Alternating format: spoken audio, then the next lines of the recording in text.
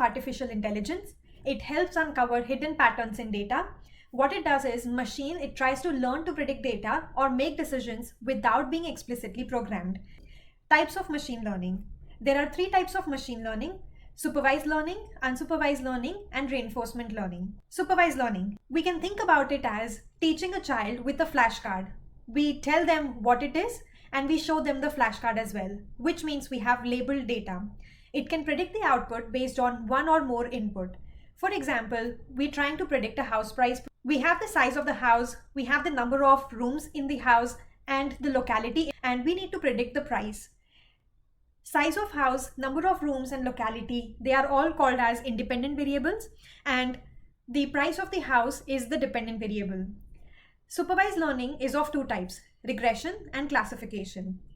The only difference between them is the type of dependent variable. If it's a regression, then the dependent variable will be a continuous variable, and if it is classification, then dependent variable will be discrete variable.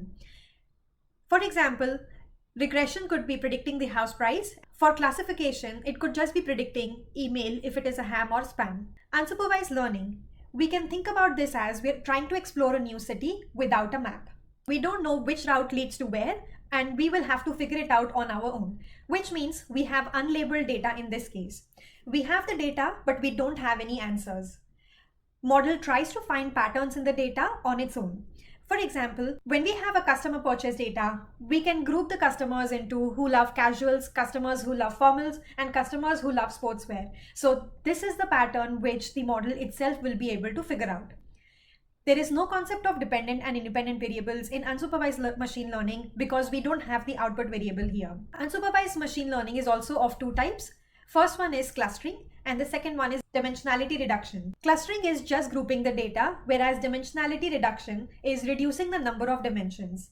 For clustering, you could think of the above example that we use for customer segmentation, classifying customers into different groups. For dimensionality reduction, simple example would be, suppose we have number of rooms, we have size of each room, then we can figure out the size of the house so that we can drop the number of rooms and the size of room features, and we can only use size of the house to make the prediction. So we are reducing the dimensions here. And lastly, for reinforcement learning, we can think about this as training a dog. It works on a reward model. Machine learns by interacting with its environment.